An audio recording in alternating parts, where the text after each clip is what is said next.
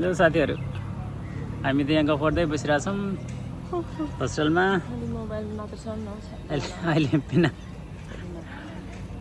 अहिले पेनाङ जान लाग्छौँ हामी चाहिँ। बुढी यहाँ एक्लै हुन्छ, मलाई टेन्सन भइरहेछ बुढी एक्लै हुन्छ भनेर। रुनी कुरो भएन हेर्नु साथीहरू, त्यही भएर म हाँसिरहेको छु।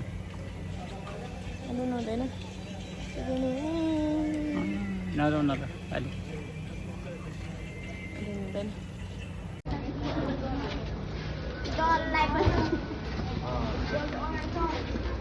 kita punya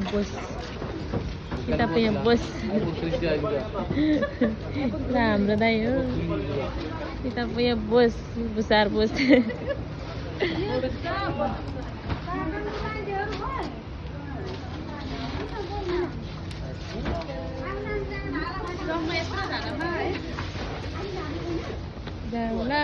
ल साथीहरू अब हामी त पेनाङ हिँड्यो। अघि बस र लोरी आएको चाहिँ देखाउन पाएन साथीहरू।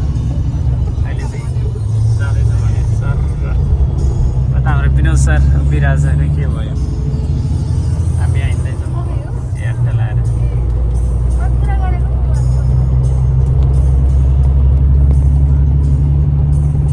साथीहरू हामीलाई चाहिँ यहाँ बाटोमा खाजा खानको लागि 15 मिनट टाइम दिएछ।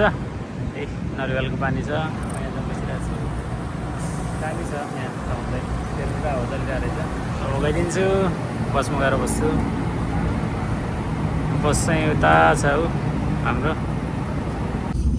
साथीहरू हामी त यहाँ आइपुगेछौँ। के हो यो साझा, यहाँ सब यहाँबाट पास हुँदो रहेछ।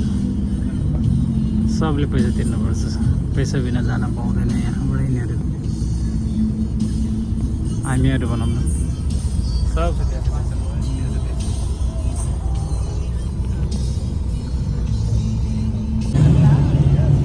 लाइट पनि बलेछ। अब त अँधेरो भइसक्यो अरे।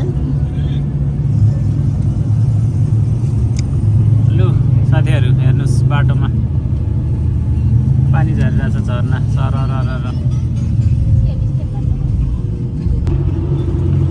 मस्त। ल कस्तो दामी पानी आएको हो। ल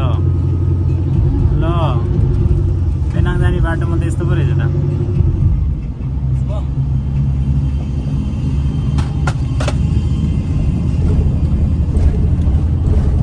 ल मस्त, अब चाहिँ चेन्ज है।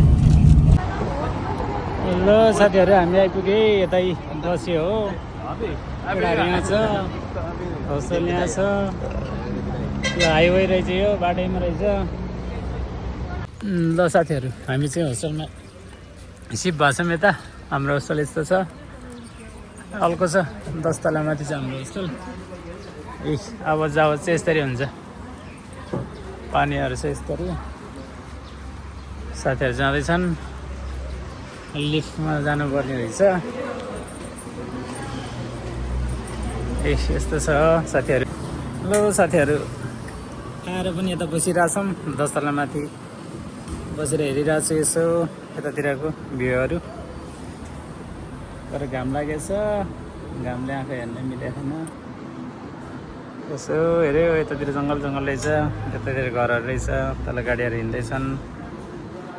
यस्तो छ है साथीहरू हाम्रो बस्ने ठाउँको भ्यू चाहिँ।